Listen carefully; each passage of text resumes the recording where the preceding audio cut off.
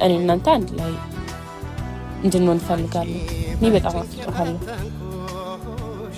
ማለት እስካሁን ሴትነት ይሁን ምን ይዞኝ እንደሆነ አላውቅም። ብዙ ጊዜ እምቢ ብዬ ሊሆን ይችላል፣ ግን በቃ እኔ የድሮ ነገራችን በጣም ናፍቆኛል።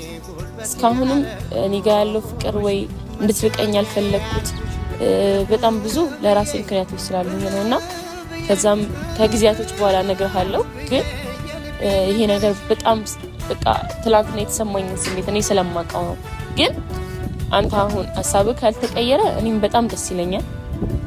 ሀሳብህ ግን ያው ቀየረ ከሆነ ፍቅር እንድነሽ ስለ እንድነሽ አንድ ላይ እንድንሆን ፈልጋለሁ ማለት አፈቅርሃለሁ። የምታፈቅረኝ ከሆነ አንድ ላይ ተቀብዬሃለሁ ነው የምልህ ፍቅር